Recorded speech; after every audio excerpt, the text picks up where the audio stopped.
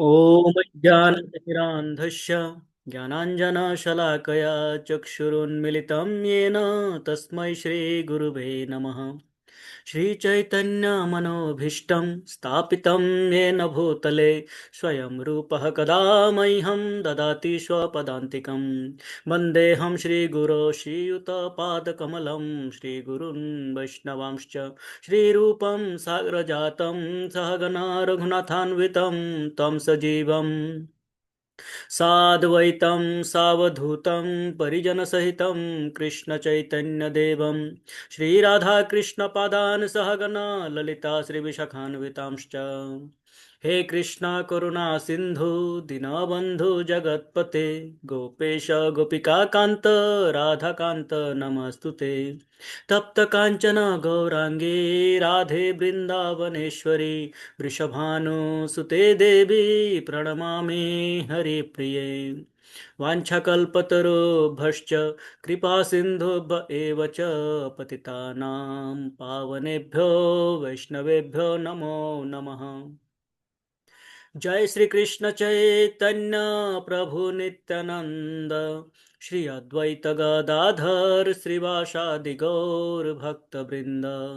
हरे कृष्णा कृष्ण कृष्णा हरे हरे, हरे राम राम राम हरे हरे। हरे कृष्णा कृष्ण कृष्णा हरे हरे, हरे राम राम राम हरे हरे।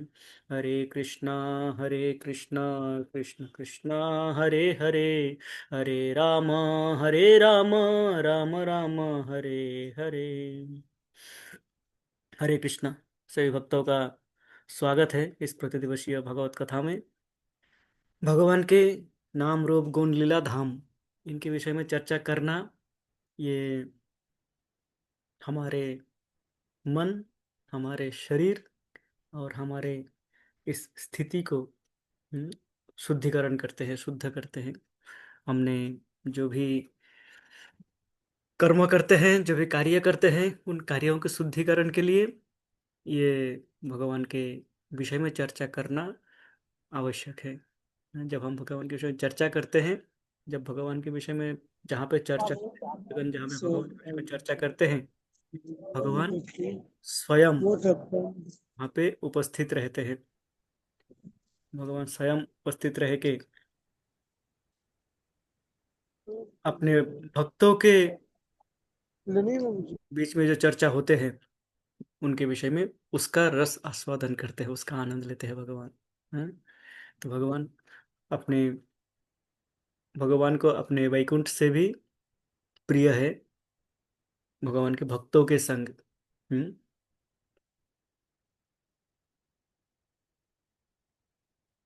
और भगवान के इन नाम रूप गुण लीलाओं के विषय में यदि हमें चर्चा करना हो तो हमारे पास अत्यंत सुगम, अत्यंत मधुर, अत्यंत सरल पंथा है श्रीमद् भागवतम, आश्रय है श्रीमद् भागवतम।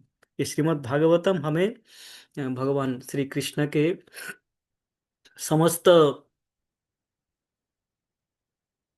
दिशा, भगवान श्री कृष्ण के जो भी अ, गुणावलियां है उन समस्त गुणावलियों का वर्णन करते हैं हमें। और हमारी रुचि भगवान के नाम में, भगवान के रूप में, भगवान के गुण में, भगवान की लीलाओं में हमारी रुचि वृद्धि करते हैं श्रीमद् भागवतम। श्रीमद् भागवतम को अ, श्रीला सनातन गोस्वामी जी तुलना करते हैं कि ये भागवतम स्वयं श्री कृष्ण है। ये भागवतम कौन है? स्वयं श्री कृष्ण है। कि कृष्ण में और भागवतम में कोई अंतर नहीं है। ये भागवतम प्रारंभ ही होते हैं ओम नमो भगवते वासुदेवाय। वासुदेव श्री कृष्ण के नाम से ही इसका प्रारंभ होते हैं श्रीमद् भागवतम का। और इसको श्रवण करना और इसको कीर्तन करना, ये हमारा परम कर्तव्य है। तो एक इसमें कहते हैं श्रीला सनातन गोस्वामी जी कहते हैं कि अम,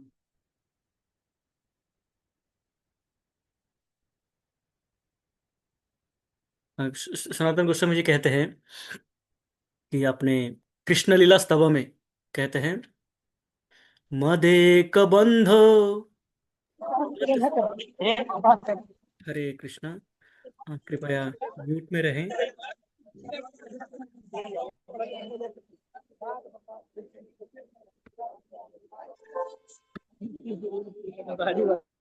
कृपया स्वयं को म्यूट में रखें, नहीं तो ब्लॉक करना पड़ेगा, लॉक करना पड़ेगा मीटिंग को।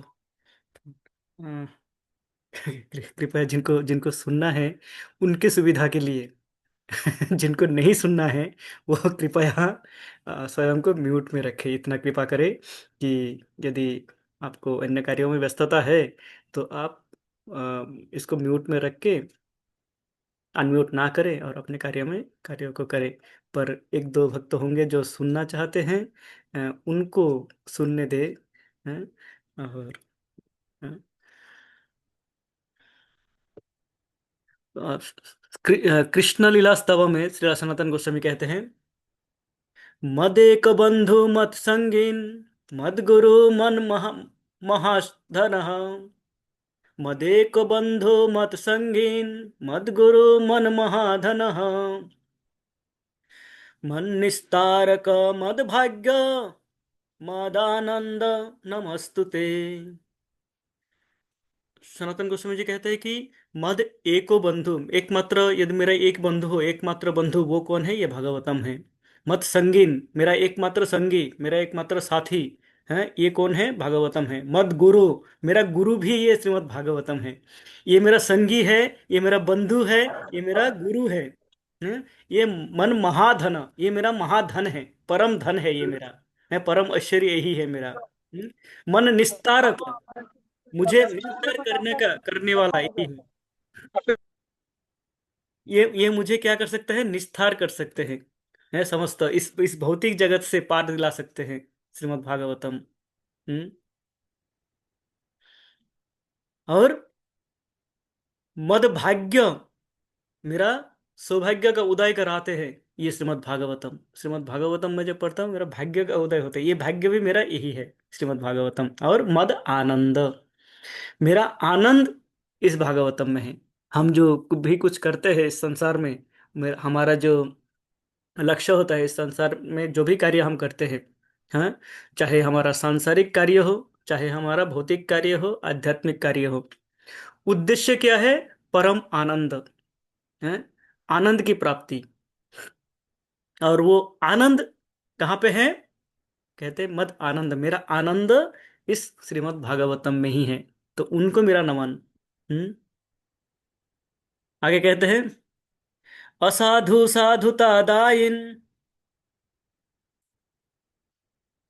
अति निच्चो तारका हानामुंच कदाचिन्मां प्रेम्णा हृत्कण्ठरुधयः।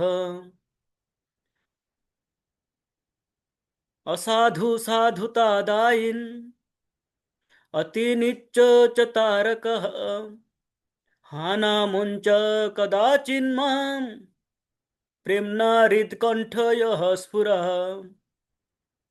कहते असाधु साधुता दायिन, ये भागवतम क्या करते हैं? जो असाधु है, जो साधु नहीं है इस समय, है, असाधु है। असाधु और साधु क्या है? साधु वो है जो भगवान के कथन अनुसार, भगवान के कथन के अनुसार जीवन निर्वापित करते हैं, भगवान के दिए हुए निर्देशों का पालन करते हुए जीवन निर्वापित करते हैं, कम से कम चार नियमों का पालन करते हैं। और असाधु वो है जो चार नियमों को भी, जो न्यूनतम रिक्वायरमेंट है, वो भी पालन नहीं कर पाते हैं। तो ये असाधु साधुता दायन, इन असाधुओं को साधु बना देते हैं ये भागवतम। जो असाधु, जो जो अपने जीवन निर्वाह करने का जो शुद्ध पथ है उसको जानते नहीं हैं, उनको मार्गदर्शन करते हैं ये श्रीमद् भागवतम। अति निच्चोच्च तारक, जो अत्यंत नीच है, पतित है, उनको भी उद्धार करते हैं ये श्रीमद् भागवतम। असाधुओं को साधु बनाते हैं, जो नीच है, पतित है, उनका उद्धार करते हैं, उनको उद्धरण करते हैं, उनको ऊपर उठाते हैं। हम्म। हा ना मुंच गदा चिन्मान है। श्रीमद् भागवतम, कभी मुझे मेरा त्याग मत करना, कभी ऐसा ना हो आप मुझसे दूर हो जाए, कभी ऐसा ना हो मैं आपसे दूर हो जाऊं। है हे भगवतम, है प्रेमना कंठो यो स्फुरत, मेरे कंठ में प्रेम पूर्ण भाव से, है प्रेम भाव से सदा सर्वदा आपका ही आ, आपके ही विषय में चर्चा हो। हे भगवतम, सदा सर्वदा मेरा जब मैं जब कुछ बोलूं तो हे भगवान वो आपके विषय में हो। ये हे श्रीमद् भागवतम, वो आपसे ही कुछ मैं बोलूं, मैं आपके बाहर कुछ और ना बोलूं। ये कहते हैं, ये प्रार्थना है श्रीला सनातन गोस्वामी जी का श्रीमद् भागवतम के लिए। इतना प्रेम है श्रीमद् भागवतम से, वो हमें बताते हैं कि ये भागवतम हमारा बंधु है, हमारा पथ प्रदर्शक है, हमारा गुरु है, हमारे एकमात्र परम आराध्य है, और हमारा जो परम लक्ष्य है, उस लक्ष्य के प्राप्ति भी इस श्रीमद् भागवतम से ही होना है। तो हमारा परम सौभाग्य है कि हमारे आचार्यगण, हमारे शिला प्रभुपाद इस भागवतम का सरल अनुवाद हमें देके गए हैं, जिसके द्वारा हम श्रीमद् भागवतम का चर्चा कर सकते हैं, हम पढ़ने का प्रयास कर सकते हैं, और उनको समझने का प्रयास कर सकते हैं। और ये इस्कन इस प्रकार का एक वातावरण देते हैं जहाँ पे हमें इनके चर्चा करने वाले भक्त की हमें कोई कमी नहीं, किसी भी समय कभी भी हमें श्रीमद् भागवतम श्रवण करना हो तो हम श्रवण कर सकते हैं। ये श्रील प्रभुपाद का एक असीम करुणा है हमारे ऊपर, इस कलियुग के जीव के ऊपर है। तो आइए हम प्रयास करते हैं आज इन श्रीमद् भागवतम, इन महान श्रीमद् भागवतम से कुछ चर्चा करें। अष्टम स्कंध तृतीय अध्याय, जहाँ पे हम चर्चा कर रहे थे गजेंद्र मोक्ष स्तुति। गजेंद्र जी जो कि अत्यंत कठिन परिस्थिति में अथाह परिश्रम प्रयास करने के पश्चात उनको स्मरण आते हैं भगवान का है। ये ये बार बार प्रतिदिन कहता हूँ, इसलिए कि मैं स्वयं को रिमाइंडर देता हूँ कि अंतिम में भगवान का स्मरण करना है अंतिम में भगवान ही पार दिलाएंगे, हाँ, इस भवसागर से भगवान ही पार कराएंगे। तो उस अंतिम चरम अवस्था पर्यंत अपेक्षा ना करके, है मानो बुखार का सिम्टम दिख रहा है, लक्षण दिख रहा है कि बुखार आने वाला है, उसी समय यदि सावधानी बरत ले तो बुखार से बच सकते हैं मानो टेम्परेचर थोड़ा सा आ रहा है, भाव हो रहा है कुछ कि बुखार आने वाला है, कोई फीलिंग होता है ऐसा, उसी समय हम क्या कर लेते हैं, हम अपना कपड़े उपड़े ठीक कर लेते हैं, अपना खान पान थोड़ा सा ठीक कर लेते हैं, सुधार लेते हैं, और हम उस असुविधा से बच सकते हैं इस प्रकार। तो जब हम जानते हैं अंतिम में भगवान के पास ही जाना है, ये भगवान ही उद्धार करेंगे, तो उस 1000 वर्ष का संघर्ष क्यों करे।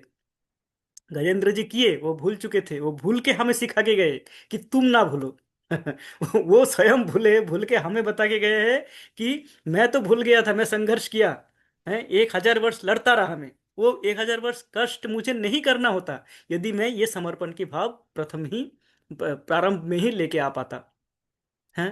पर उन्होंने किया, और करके हमें बता के गए कि आप इस संघर्ष से बच सकते हो, जितना आपने कर लिया उतना कर लिया, अभी आगे आप इस संघर्ष से बचने के लिए क्या करो, भगवान पे समर्पण करो, भगवान पर समर्पित हो जाओ, ये प्रयास करो।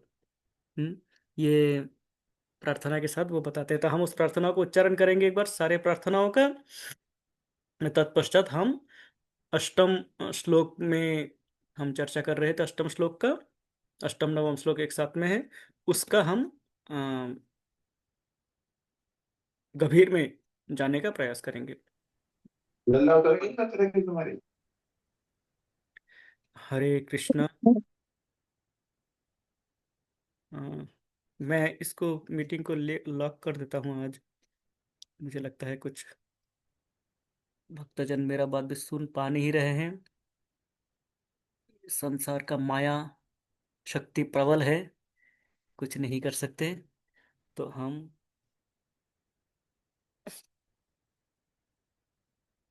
माया शक्ति से उनको तो पार दिला नहीं सकते। स्वयं को बचाने का प्रयास कर सकते हैं। इसमें ये सुविधा है। हाँ।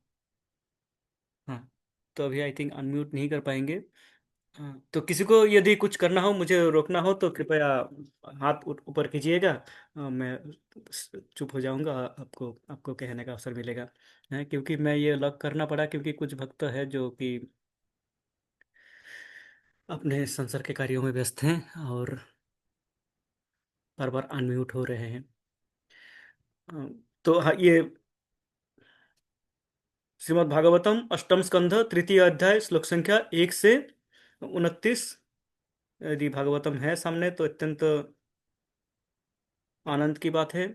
यदि नहीं है तो इस समय हम इस स्क्रीन में देख सकते हैं इन श्लोकों को, इनके अनुवाद तथा।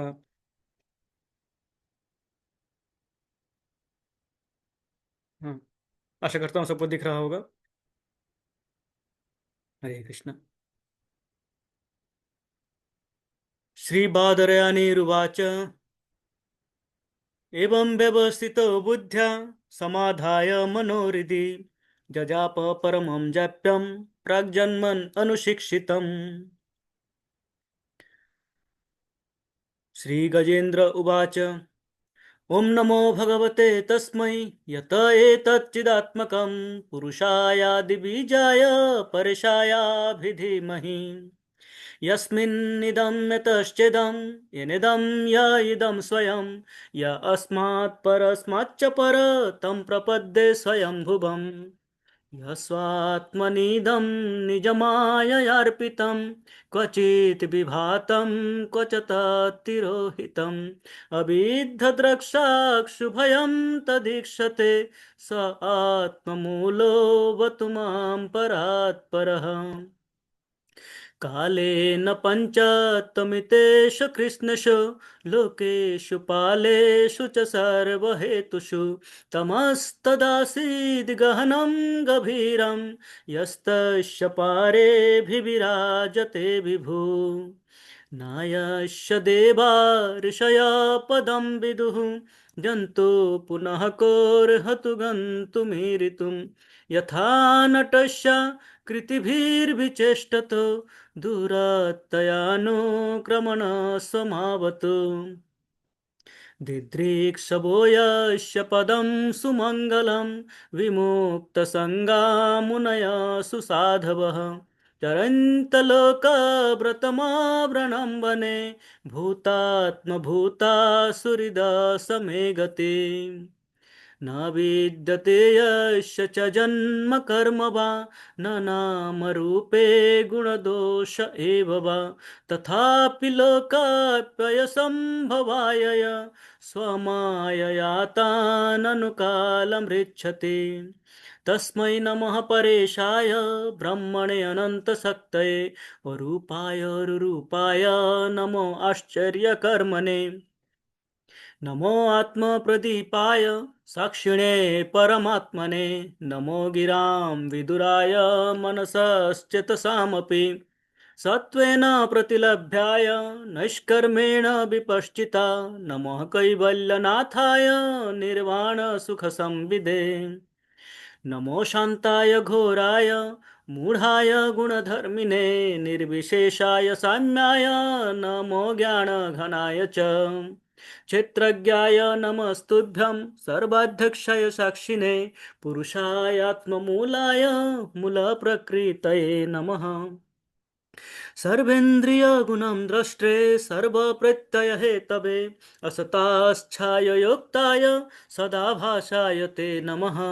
नमो नमस्तेऽखिलकारणाय निष्कारणायाद्भुतकारणाय सर्वागमनाय महार्णवाय नमोपवर्गाय परायणाय गुणारणिच्छन्नचिदूष्मपाय तत्सोभविस्फूर्जितमानसाय नैष्कर्मभावेन विवर्जितागं स्वयं प्रकाशाय नमस्करोमि।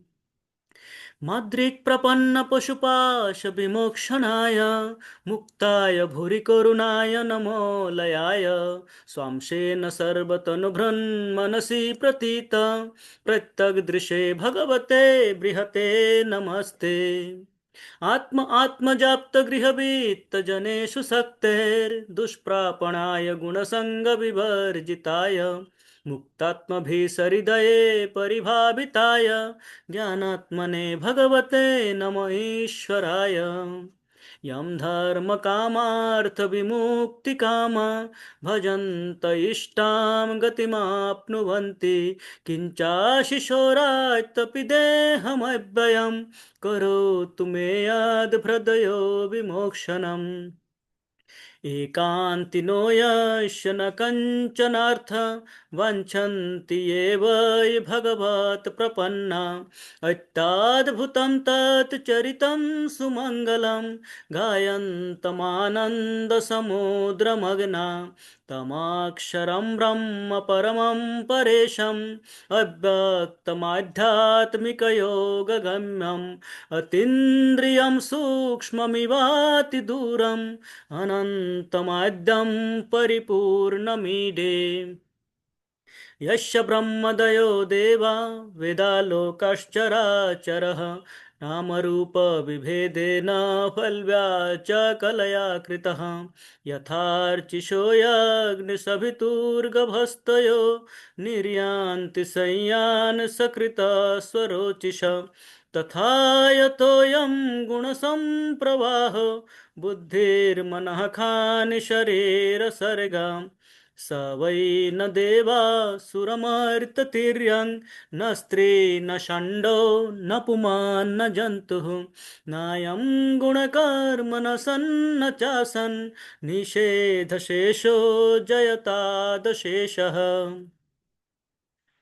जिजीविषेणाहमिहामुया किम् अन्तर्बहिश्चावृतयो भयन्या इच्छामि कालेन नयस्य विप्लव तस्यात्मलोकावरणस्य मोक्षम्। सोऽहं विश्वसृजं विश्वम् अविश्वं विश्ववेदसं विश्वात्मनं अजं ब्रह्म प्रणतोऽस्मि परं पदम्।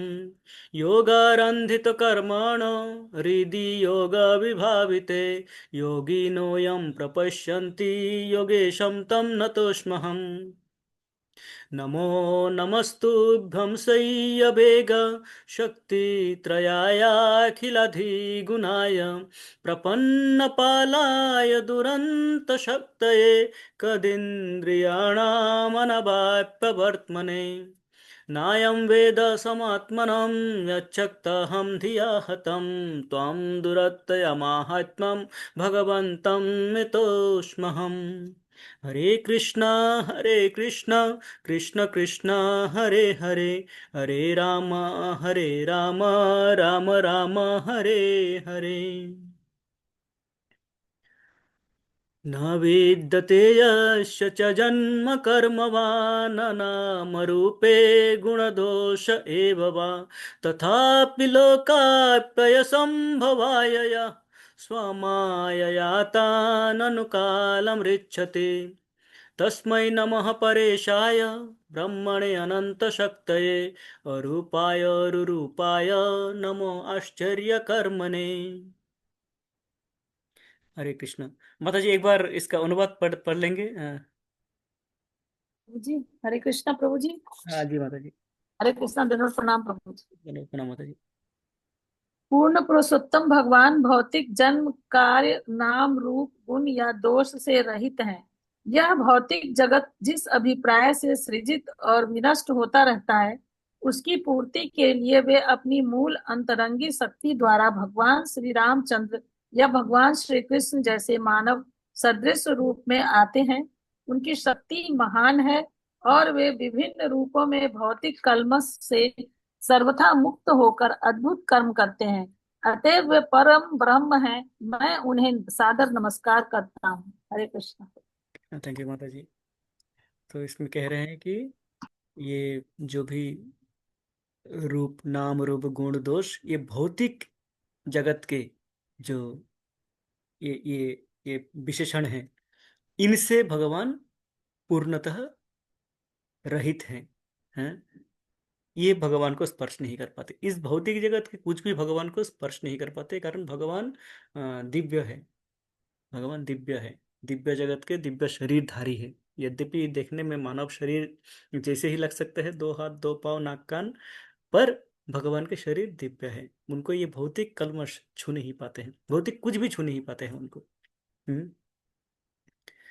तो पर वो भौतिक रूप धारण क्यों करते हैं, इस रूप में क्यों आते हैं?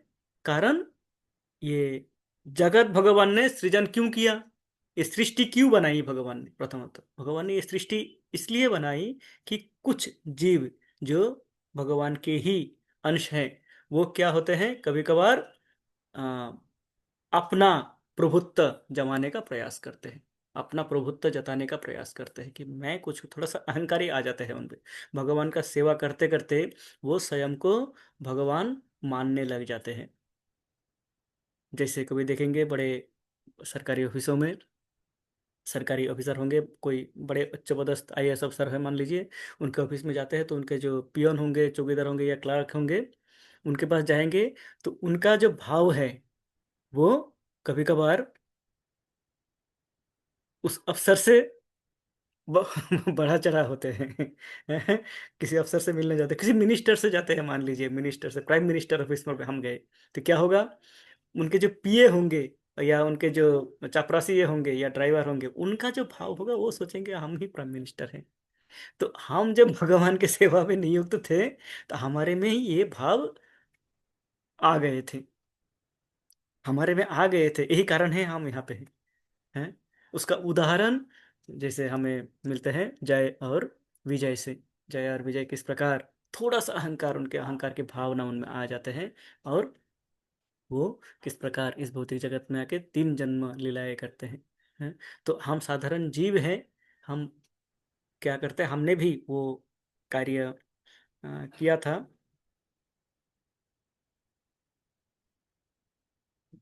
हाँ हाँ, ठीक है प्रभु जी, यशपाल प्रभु जी पीडीएफ मांग रहे हैं, आपको मैं भेज दूंगा प्रभु जी पर्सनली, ठीक है। हरे कृष्ण।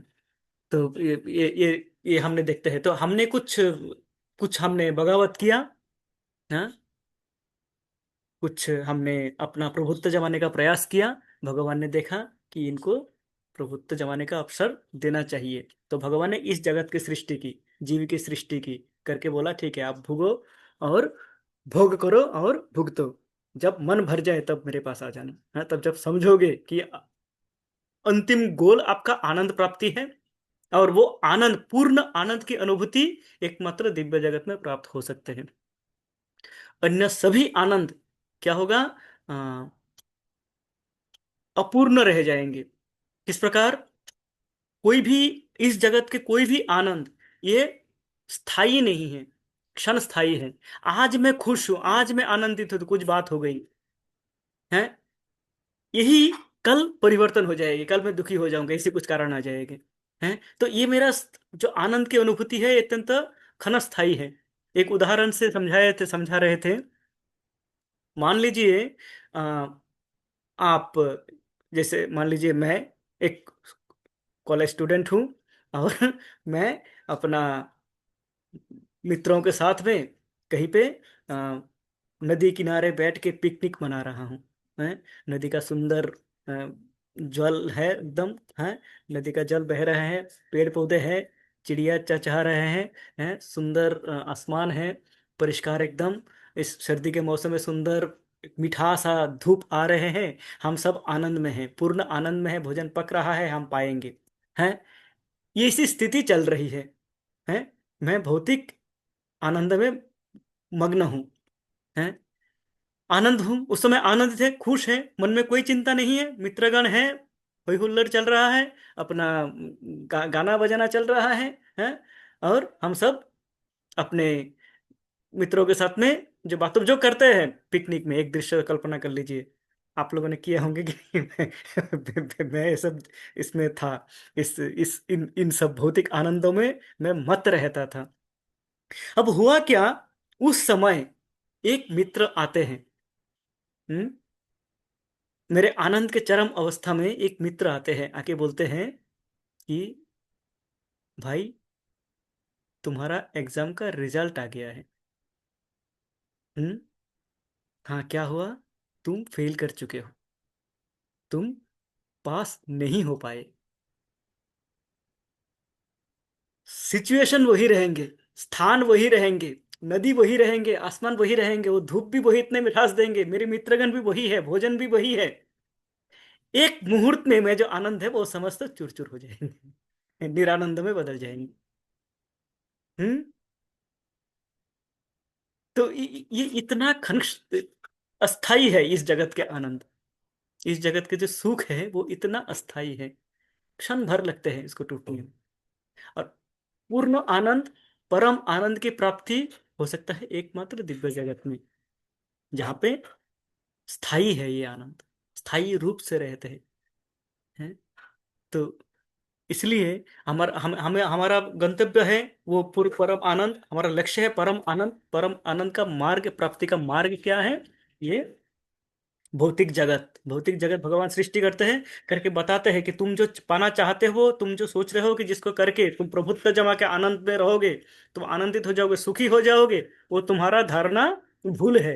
ये समझाने के लिए ये जगत की सृष्टि कहते हैं भगवान। और फिर भगवान स्वयं अवतरित होते हैं राम कृष्ण इत्यादि रूप में, आके हमें बताने के लिए कि क्या कर रहे हो तुम, हैं, तुम्हें कहाँ जाना चाहिए और तुम क्या कर रहे हो।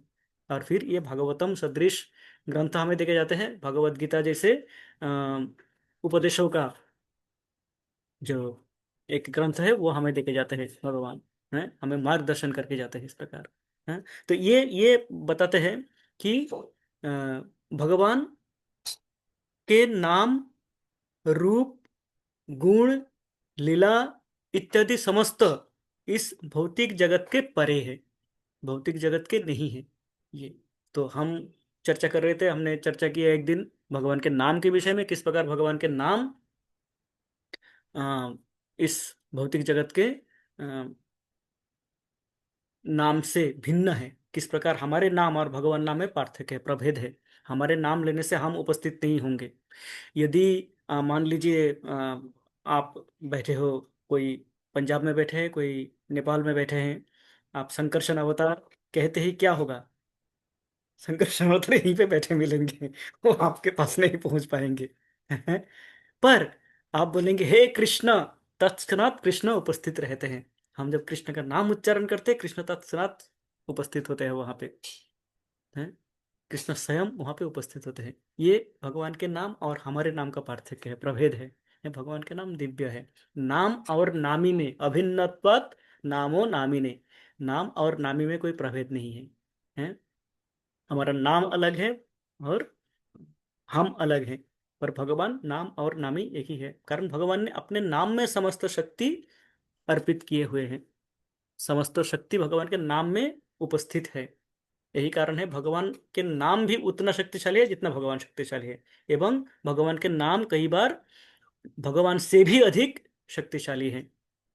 जैसे हमने देखा कि भगवान के नाम उच्चारण करके हनुमान समुद्र लांघ गए।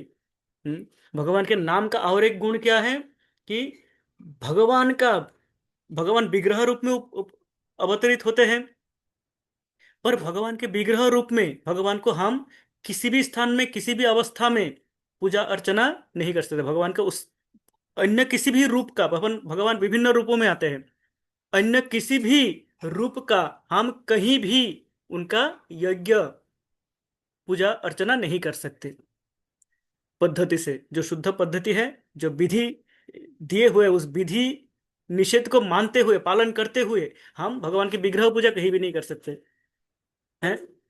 हम ये भागवतम कभी, हम मान लीजिए भागवतम रूप में भगवान अवतरित हुए, भागवतम को भी हम कहीं भी लेके नहीं जा सकते। हम स्नान करते हुए भागवतम नहीं पढ़ सकते हैं, पर भगवान के नाम इतने करुणामय है कि कभी भी, कहीं भी हैं, इसको ग्रहण करने में कोई बाधा नहीं है। कहीं भी, कहीं भी, कभी भी भगवान के नाम लिया जा सकता है। मान लीजिए ऐसे देशों में हम गए जहां पे ये मूर्ति पूजा, जिसको मूर्ति पूजा कहते हैं, वो है विग्रह सेवा प्रतिबंधित है। वहां पे हम क्या कर सकते हैं, भगवान का नाम को हम हमारे साथ में लेके जा सकते हैं। भगवान के नाम कभी भी हमारे साथ में रह सकते हैं। अन्य किसी भी रूप में भगवान हमारे साथ में भले ही ना रह पाए, तो नाम इतने शक्तिशाली है। इसलिए कली युग में नाम ही एकमात्र आधार है। इसके बाद हम चर्चा कर रहे थे कि हमने चर्चा किया था भगवान के जन्म कर्म किस प्रकार दिव्य है। हमने नाम का चर्चा किया, भगवान के नाम के दिव्यता। अब रूप गुण दोष है। न विद्यते यस्य च जन्म कर्म वा न नाम रूपे गुण दोष एव वा। तो भगवान के रूप, गुण एवं दोष, ये भी क्या है, दिव्य है। किस प्रकार, हम देखते हैं भगवान के रूप के विषय में यदि हम चर्चा करें। अ, हम अभी इसी टॉपिक पे हम जो ग्रंथ अध्ययन कर रहे हैं महाराज के श्री कृष्ण स्वरूप चिंतन, स्वरूप चिंतन में विस्तार से चर्चा हुए हैं। इसके नाम, रूप, गुण, लीला, धाम के विषय में चर्चा हुए हैं। तो भगवान के, हम देखेंगे भगवान के रूप के विषय में यदि चर्चा करें तो श्री श्री चैतन्य चरितामृत में मध्य लीला में अध्याय संख्या 23 में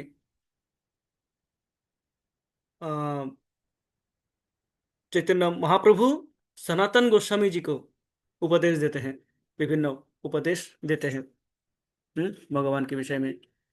उनमें वो चर्चा करते हैं भगवान के 64 गुण के विषय में। हम जानते हैं भगवान के 64 गुण, 64 गुण से संपूर्ण है, पूर्ण है भगवान। इन 64 गुण का हम जो चर्चा कर रहे हैं उस ग्रंथ में भी यही है।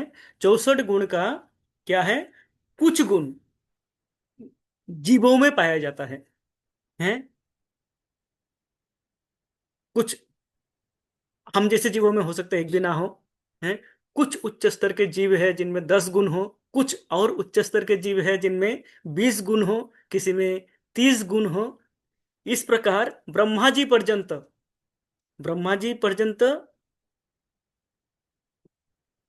50 गुणों का समाहार देखा जा सकता है। ब्रह्मा जी जैसे उच्च स्तर के जीव में भी 50 गुण देखा जा सकता है, वो भी अल्प मात्रा में, पूर्ण मात्रा में नहीं।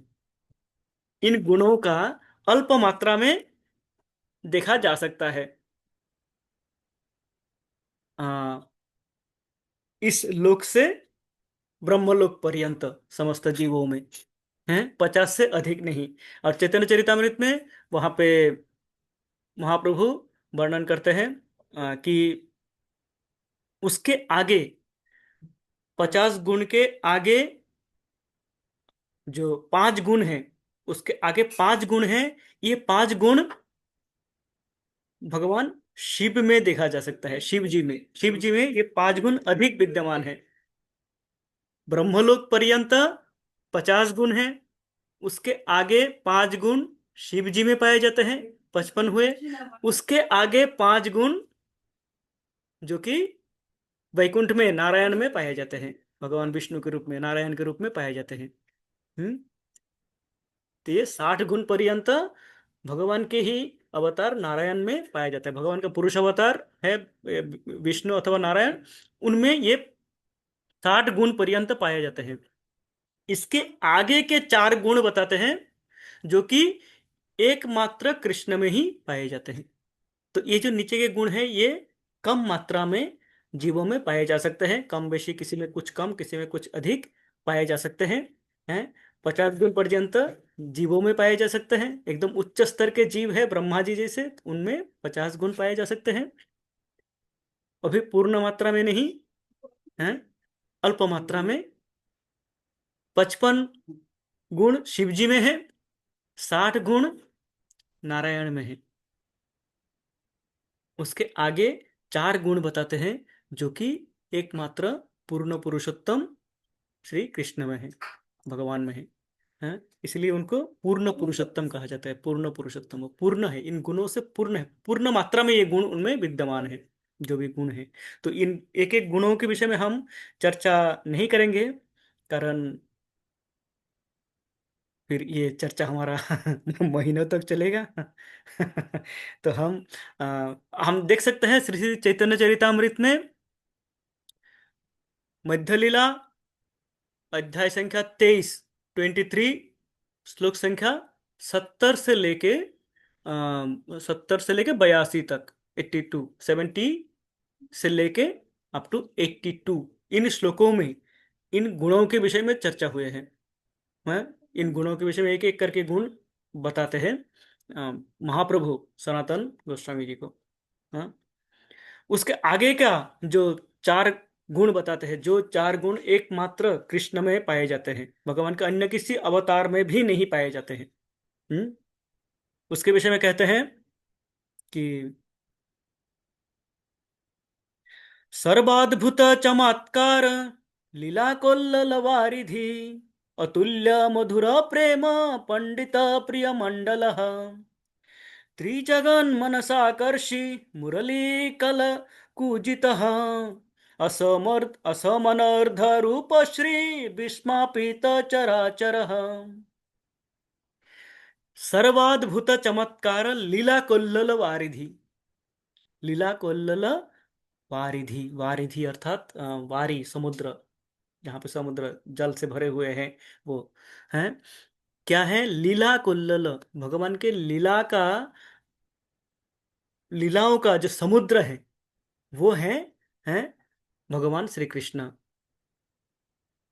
जो कि सर्वद्भुत चमत्कार, अत्यंत अद्भुत, ये लीलाएं अत्यंत अद्भुत है और चमत्कारी है। ये लीलाएं, भगवान की जो लीलाएं हैं ये चमत्कारी है, आश्चर्यजनक है, आश्चर्यान्वित कर देते हैं। आगे के श्लोक में ही बताते हैं कि नमो आश्चर्य कर्मणे, भगवान को इसलिए कहते हैं आश्चर्य कर्मणे। आपके कर्म, आपके जो लीलाएं हैं ये आश्चर्यप्रद है, अत्याश्चर्य है, हमारे सोच से परे हैं, हमारे विचारों से परे हैं। 6 वर्ष के 6 दिन के आयु में आपका जन्म हुए, 6 दिन हुए। जन्म में तो लीला हमने बताए थे, जन्म होते ही वो अपने माता पिता को बताते हैं उनको क्या करना है, उनका अतीत 3 जन्म क्या है। जन्म हुए बालक रूप में है इस समय, पुतना आते हैं 6 दिन में, हैं, और वो आते हैं दूध में जहर मिला के उनको विषपान करा के मारने के लिए, और भगवान उन्हीं को समाप्त कर देते हैं। ये 6 दिवस के बालक का कथा है। तो ये हम पुतना का कथा इतना सुन रहे हैं कि हम उससे आदी हो चुके हैं। अन्यथा आप सोचिए, एक 6 दिन के बालक जो मुख भी नहीं खोल पाते हैं, वो एक इतने भयंकर राक्षसी है। उस राक्षसी का अंतिम में उसका वर्णन है पुतना मोक्ष लीला में, कि उस राक्षसी का शरीर इतना बड़ा था, इतना भयंकर था कि इसको टुकड़े टुकड़े करके काट के जो चिता में जलाते हुए 1 महीना लग गया। महीना भर जलते रहे वो चिता, है। इतने भयंकर, इतने शरीर। और कृष्ण कितना थे? छोटे से 6 दिन के बालक। उस बालक ने ये कार्य किया। इसके बाद हम जितने भी लीलाएं देखें सब अद्भुत है। चाहे शकटासुर हो, चाहे तृणावर्त हो, चाहे माखन चोरी लीला हो, अद्भुत लीला है। माखन चोरी की लीलाएं भी अद्भुत लीलाएं हैं। घर में माखन है, रखने का जगह नहीं है। मैया पिलाने के लिए, माखन खिलाने के लिए पीछे लगे हैं कि लाला माखन खा ले, ये तुम्हारे लिए बनाया है, इतना सुंदर करके बनाया है, मेरा प्रयास है। लाला घूम रहे हैं, नहीं खा रहे हैं, और वो बाहर जाके माखन की चोरी कर रहे हैं। तो ये अद्भुत लीलाएं हैं। नृत्य करते हैं कहाँ पे? कालिया के फन पे। साधारणतः जो नृत्यकार होते हैं उनके लिए एक अच्छा सा स्टेज बना हुआ होना चाहिए। अच्छा सा स्टेज ना हो तो बोलेंगे कि हम नहीं नाच सकते हैं, बड़े बड़े नृत्यकार भाग जाएंगे ना, नहीं होगा। ये क्या स्टेज है? ये हमारे यज्ञ नहीं है। सबसे बड़े नृत्यकार कृष्ण कहाँ नृत्य करते हैं? सांप के फन पे। आप सोच सकते हैं कितना स्लिपरी होंगे वो। हम्म वहां पे नृत्य करते हैं आनंद से। वन में अग्नि प्रज्वलित है, पान कर लेते हैं। तो अपने मित्रों को कहते हैं आंखें बंद कर लो, वो अग्नि समस्त पी जाते हैं, आग पी जाते हैं। तो ये जो लीलाएं है भगवान की, गोवर्धन को धारण कर लेते हैं। इंद्रदेव ने अपना वज्रपात प्रारंभ कर दिया है। अब क्या करे?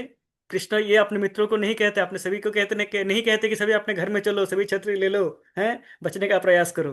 वो कहते हैं सब मेरे साथ आओ, मेरे पास आ जाओ। वो गोवर्धन को धारण कर लेते हैं। कहाँ पे? अपने कनिष्ठ अंगुली में धारण करते हैं, हाथ के बाएं हाथ के छोटे उंगली में धारण करते हैं। तो ये लीलाएं हम ऐसे सुन लेते हैं, अच्छा गिरिधारी है, हाँ गिरि धारण कर लिया है। 10 किलो का एक पत्थर उठा के देख ले तो हमें पता चलेगा कि कितने आश्चर्य कर्म है भगवान के। तो ये आश्चर्य कर्म है। तो भगवान के अत्याद्भुत चमत्कारी लीलाएं हैं। कहते हैं कि सर्वाद्भुत चमत्कार लीला कोल्लल वारिधि। लीलाओं के समुद्र, इस प्रकार के लीलाओं के समुद्र है भगवान। एक दो लीलाएं नहीं है, समुद्र है।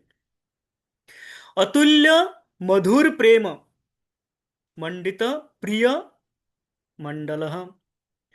अतुल्य मधुर प्रेम, प्रेम माधुरी, ये जो लीला माधुरी है, ये भगवान के लीला माधुर्य का समुद्र है, जो और किसी अवतार अन्य किसी में नहीं देखा जा सकता है।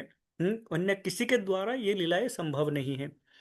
अतुल्य मधुर प्रेम, प्रेम माधुरी भगवान के, जो अपने गोपियों के साथ में, मुख्यतः राधा के साथ में जो प्रेम माधुरी है, ये अतुल्य, ये अतुलनीय है। इनका कोई तुलना नहीं हो सकता है इस प्रेम का। है इस प्रेम को हम हमारे इस जड़ बुद्धि से हम जब इसको देखने जाएंगे तो क्या होगा? अ, हम और पतित होते रहेंगे। जैसे मान लीजिए क्लास 12 का कैलकुलस है, मैथ्स कैलकुलस है, जो साइंस पढ़े, या कोई साइंस है। क्लास 12 का विज्ञान का विषय चल रहा है मानो, है क्लास में। उसमें जाके एक 5वीं कक्षा के बच्चे को बिठा दिया जाए, बालक को बिठा दिया जाए, तो क्या होगा?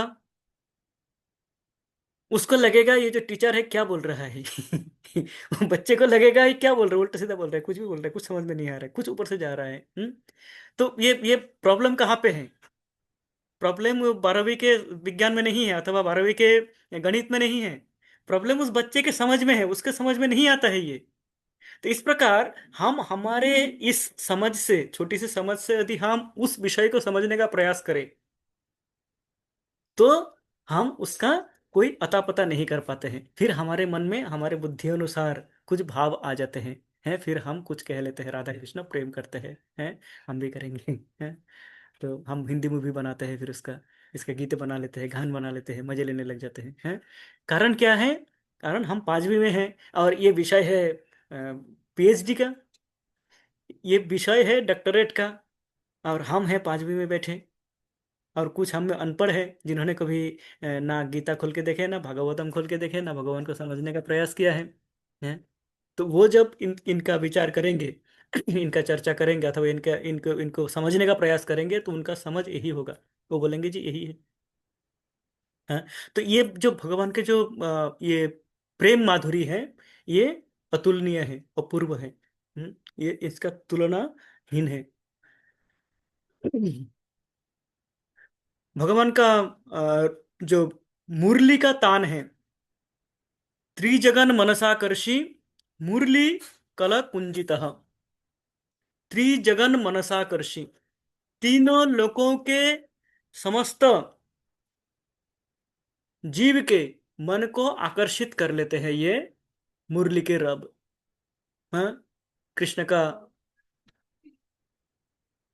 रूप देख के, रूप और गुण के विषय में, इनको बिना देख के, उनको श्रवण करते हुए ही रुक्मिणी रुक्मिणी देवी कहते हैं कि अ, श्रुत्वा गुणान् भुवन सुंदर शृण्वतां ते निर्विश्य कर्ण विवरै हरतंगतापम् रूपम दृशाम दृशिमतामखिलार्थलाभम तय्यच्युत विशति वित्तमात्तपत्रम में। रुक्मिणी, महारानी रुक्मिणी कहते हैं कि श्रुत्वा गुणान भुवन सुंदर शृण्वताम ते।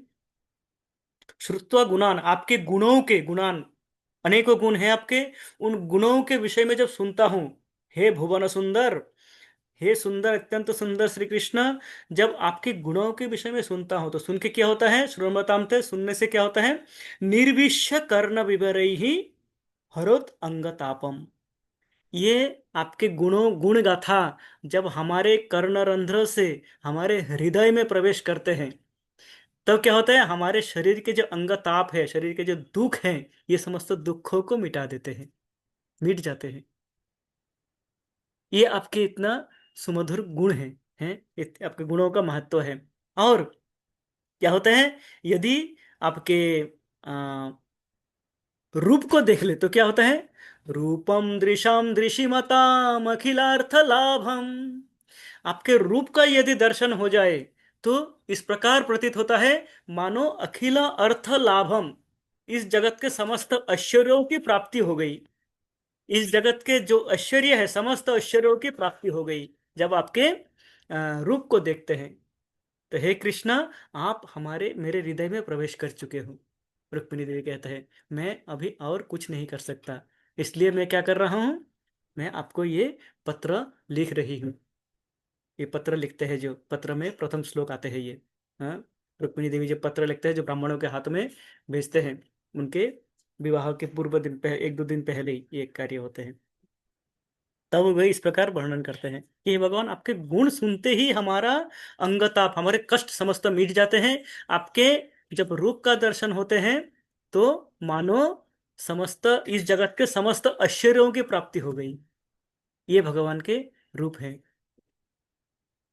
गोपीगण कहते हैं, श्रीमती राधा रानी कहते हैं, अक्षन्वतां फलमिदं न परं विधामः सख्य पशून् अनुविवेशयतोर्वयस्यैः वक्त्रं व्रजेश सुतयोरनुवेणुजुष्टम् एर्वानिपित्तमनुरक्तकटाक्षमोक्षम्। कृष्ण वेणु बांसुरी बजाते हुए अपने बछड़ों के साथ में निकले हैं, चढ़ाने के लिए। उस समय जो गोपिकाएं हैं, जो राधा रानी के साथ में उनके सखियां हैं, वो क्या करते हैं? दूर से देखते हैं, अपने घरों से देखते हैं झांक के कृष्ण जा रहे हैं बांसुरी बजाते हुए।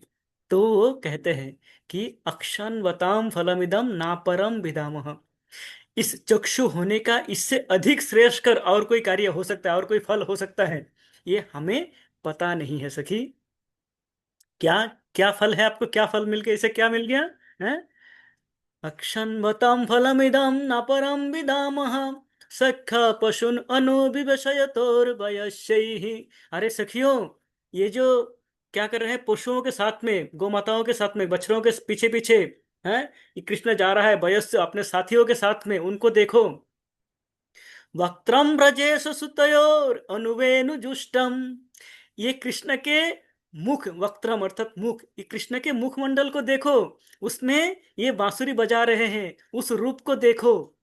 यदि आप इसको देख लिया है, आपका आंख होना, आपके चक्षु होना सार्थक हो गए हैं। आप चक्षु से और कुछ देखने के लिए आपको बचेगा नहीं है। चक्षु होने का परम फल यही है कि आपने कृष्ण का वो रूप देख लिया जहां पे कृष्ण बांसुरी बजाते हुए जा रहे हैं अपने मित्रों के साथ में आनंद करते हुए हैं। यह है कृष्ण के मधुर। और कृष्ण जब बांसुरी बजाते हैं, बांसुरी के रब सुन के वेणुगीत में आते हैं। पूर्ण पूर्ण वेणुगीत ही भगवान के इस मुरली जो बताए हैं, कि भगवान के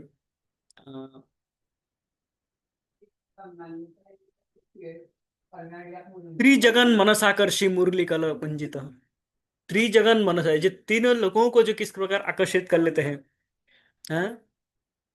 दिव्याभिमानगतयो प्रसन्नुन्नसारा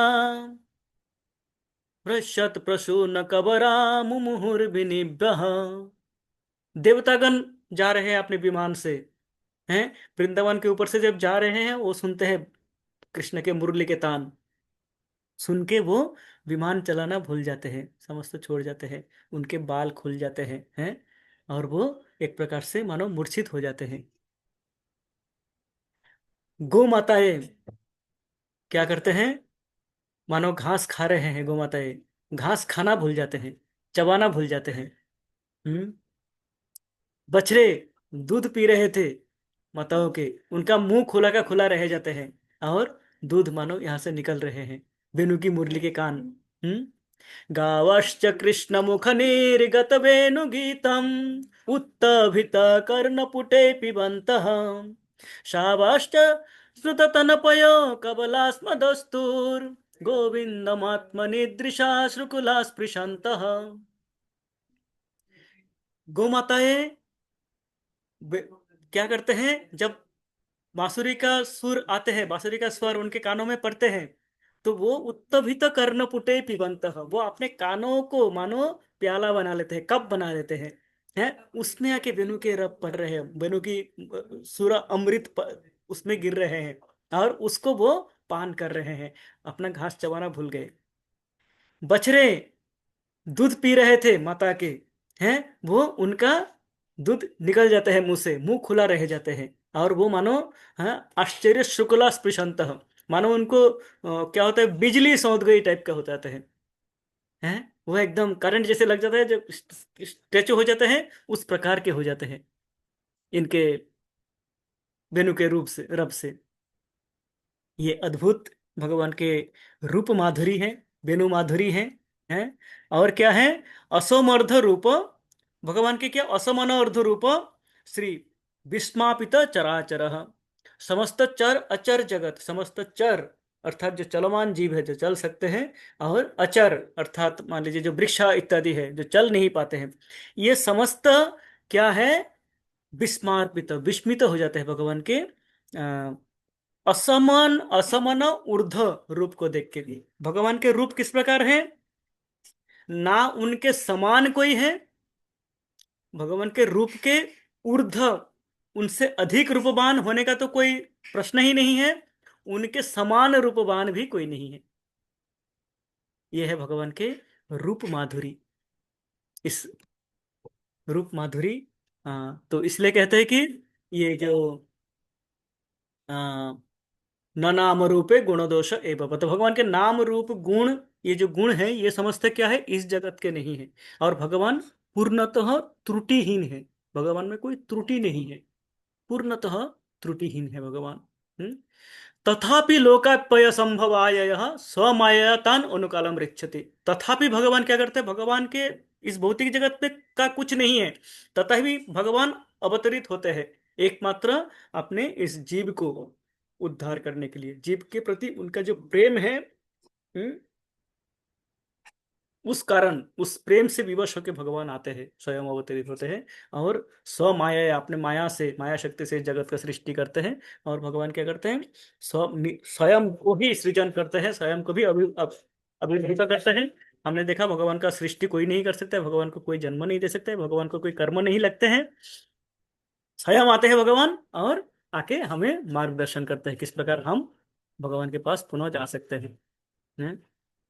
तो आज हमारे समय हो चुके हैं, हमने श्लोक संख्या 8 को समझने का प्रयास किया, इसमें चर्चा करने के लिए अनेकों विषय रह जाते हैं, पर हमारे समय के अभाव है। हम आगे देखेंगे, तस्मै नमः परेशाय ब्रह्मणे अनंत शक्तये रूपाय रुरूपाय, ये हमने चर्चा कर ली है, उसको हम थोड़ा सा और इसमें 10 मिनट समय लगाएंगे अ, हमारे परवर्ती सत्र में इसको समझने का, और इसके बाद हम आगे के श्लोकों में जाएंगे।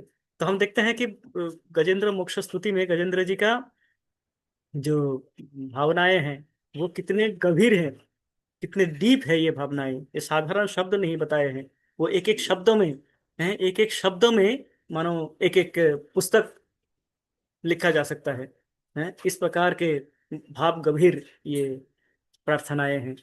तो हम प्रयास करेंगे इससे धीरे धीरे आगे बढ़ने का, हम थोड़ा सा स्लो चल रहे हैं, पर हम आगे बढ़ेंगे अवश्य ही और इन श्लोकों को हम समझने का प्रयास करेंगे। आप सभी को असंख्य धन्यवाद, अपने ध्यानपूर्वक सुनने का प्रयास किए हैं। और मैं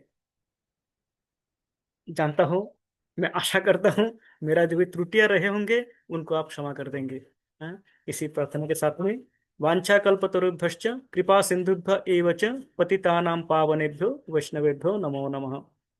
शिला प्रभुपाद की जय, समस्त भक्तवृंद की जय। गौर प्रेमानंदे, हरि हरि बोल। हरे कृष्ण। तो हमने इसको सबको म्यूट कर रखा था, तो अभी किसी को अगर यदि कुछ करना हो, कहना हो, तो कृपया अनम्यूट करके कह सकते हैं, अन्यथा हम अ, आज यहीं पे समाप्त करते हैं। धन्यवाद। हरे कृष्ण।